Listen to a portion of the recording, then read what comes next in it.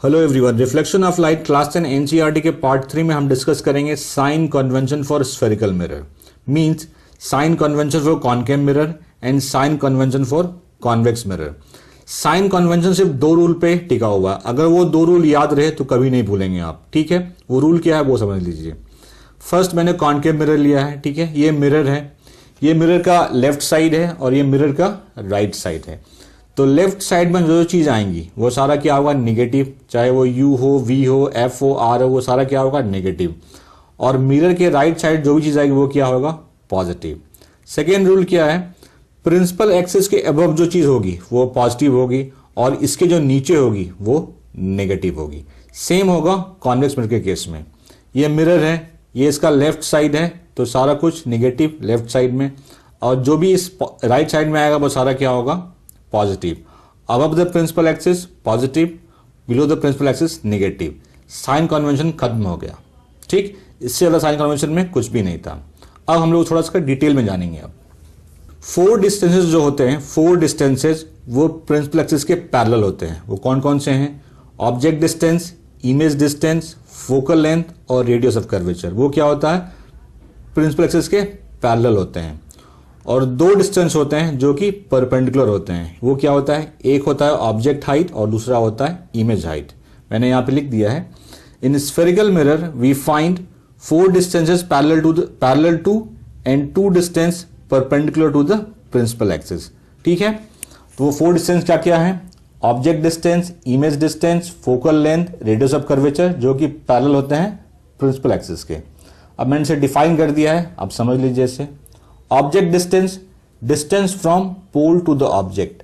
एक चीज और, जो भी डिस्टेंस हम मेजर करते हैं वो पोल से मेजर करते हैं। ठीक है, जैसे ऑब्जेक्ट डिस्टेंस हुआ, इसको हम लोग यू से रिप्रेजेंट करते हैं।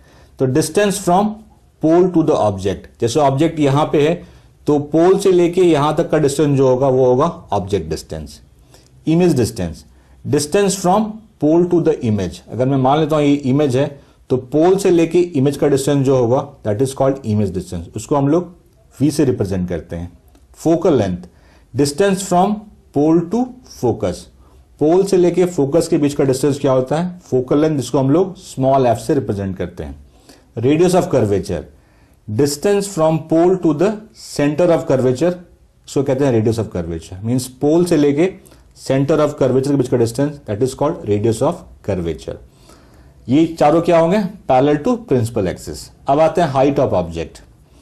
ये तो सिंपली है ऑब्जेक्ट हाइट, जो ऑब्जेक्ट हाइट है that is called height of object. ठीक है, हाइट ऑफ इमेज मींस जो इमेज हाइट है that is called height of image. I hope आपको सारा क्लियर हो गया होगा। अब हम लोग आते हैं मिरर फॉर्मूला पे।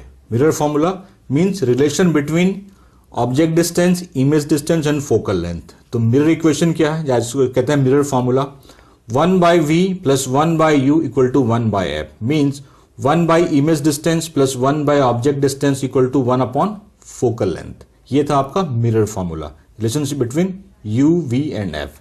Now we are coming to the magnification.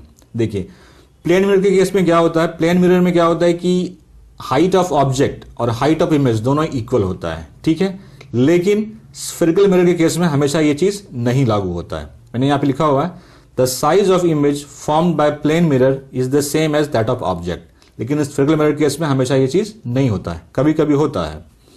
अगर मैं मान लूं कि HO जो है वो हाइट ऑफ ऑब्जेक्ट है और HE जो है वो हाइट ऑफ इमेज है, ठीक है, तो रेशियो HO अपॉन HE जो होगा दैट इज कॉल्ड मैग्निफिकेशन।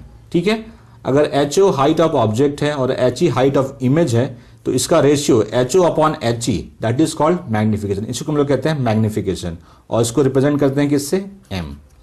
तो M इक्वल टू क्या होता है, HO अपॉन HE। ठीक है, इसके साथ एक और फॉर्मूला है, equals to M equals to minus image distance upon object distance. तो मैग्निफिकेशन का ये फॉर्मूला है, याद रखना हमेशा आप। अब इसमें कुछ कंक्लूजन निकाला है मैंने, वो देख लीजिए। यहां पे कह रहा है if M is negative that means the image is inverted. देखिए M निगेटिव कब होगा, जब इसमें से कोई एक निगेटिव होगा। तो ऑब्जेक्ट तो का हाइट ऑब्जेक्ट तो भी निगेटिव होगा नहीं, क्योंकि वो तो हमेशा प्रिंसिपल एक्सिस से ऊपर होता है, तो यही निगेटिव होगा। हाइट ऑफ इमेज, तो इमेज निगेटिव मींस क्या, प्रिंसिपल एक्सिस के बिलो फॉर्म हो रहा है इमेज, तो इमेज क्या होगा, इन्वर्टेड। वही मैंने यहां पे लिखा है, if M is negative that means the image is inverted. ये कंक्लूजन निकला। दूसरा कंक्लूजन मैंने निकाला कि अगर m पॉजिटिव हो तो क्या होगा। m पॉजिटिव कब होगा, या तो दोनों पॉजिटिव या दोनों निगेटिव।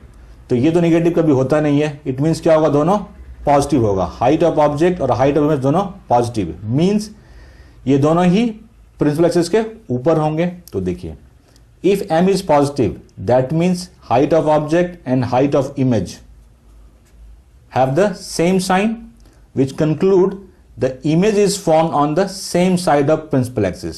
ये तभी होगा जब प्रिंसिपल एक्सिस के सेम साइड में होगा। मीन्स अगर ऑब्जेक्ट यहाँ पे है, ऐसे है, तो इमेज भी ऐसा कुछ फॉर्म होगा सेम साइड में, इन्वर्टेड नहीं होगा। तो ये था कंक्लूजन। ये आपको मैंने साइन कन्वेंशन, मिरर फॉर्मूला और मैग्निफिकेशन एक्सप्लेन कर दिया। अब जो न्यूमेरिकल है वो सॉल्व करेंगे हम लोग अब।